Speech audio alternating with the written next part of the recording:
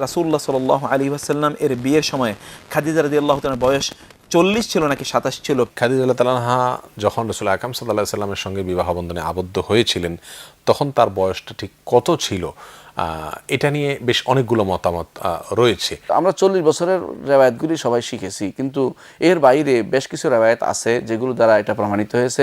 সরাসরি আমার সুনির্দিষ্ট কিতাব মনে নেই, তবে মনে রাখবেন সিরার কিতাবের মধ্যেই সম্ভবত ইবনে সাইয়্যিদিন নাস অথবা ইবনে ইসহাক অথবা ইবনে সাদ, তিনজনের একজন কেউ না কেউ সেটা নিয়ে এসেছেন সনদ সহ, এবং সেটা বিশুদ্ধ বলে আমাদের উস্তাদদের অনেকেই বলেছেন। সেই জন্য আমরা সেটা বলেছি যে আসলে তার বয়স 27 বা 28 ছিল। যারা বলেছেন 40 তাদের রেওয়ায়তটা দুর্বল, এটি হলো বিশুদ্ধ মত। আমরা এই দুর্বল বর্ণনা দিকে না যাই, বরং বিশুদ্ধ বর্ণনাটা ধরি। তার বয়স ছিল 27 বা 28 এবং এটা বিশুদ্ধ বলেই প্রমাণিত হয়েছে। দিয়ে যায় খাদিজা রাদিয়াল্লাহু তাআলা আনহার বয়স যে বিয়ের সময় 40, নবীর যে 25, এই কথা সঠিক না।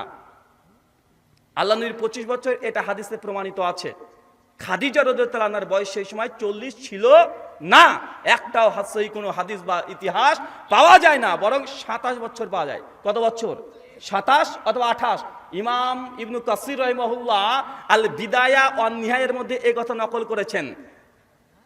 কিন্তু আমাদের সমাজে কোনটা চালু আছে? 40 চালু আছে না? রাসূলুল্লাহ সাল্লাল্লাহু আলাইহি ওয়াসাল্লাম বয়স তখন ছিল 25 বছর, এটা জানা আছে এবং এটা স্বীকৃত, এতে তেমন ইখতিলাফ নাই। কিন্তু খাদিজা রাদিয়াল্লাহু তাআলা আনহার বয়স কত ছিল? 40, এটাই জানা আছে। এটা হচ্ছে প্রসিদ্ধ মত। যে মতটি বেশি প্রসিদ্ধ সেটা হচ্ছে খাদিজা রাদিয়াল্লাহু তাআলা আনহার বয়স ছিল কত? 40 ছিল। ফাল আশহারু আন্না সিন্নাহা কানাত 40 সানা, 40, এটা হচ্ছে প্রসিদ্ধ। সব প্রসিদ্ধ কথা সহি হয় না, সব প্রসিদ্ধ কথা সহি হয় না। কখনো কখনো যেটা প্রসিদ্ধ সেটাই ভুল হয়, যেটা অপ্রসিদ্ধ অল্প লোক জানে সেটাই কিন্তু খাঁটি হয়, এটা হয়, অনেক ক্ষেত্রে হয়।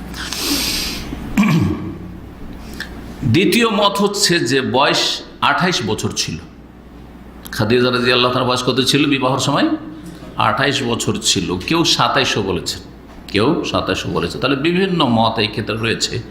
তো যে মতটি দ্বিতীয় বা তৃতীয় মত 28 অথবা 27 বছর বয়স ছিল, এটাকে অনেক গবেষক ওলামারাই প্রাধান্য দিয়েছেন।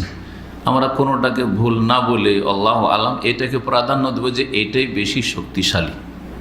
দেখেন পার্থক্য আছে দুটো কথা।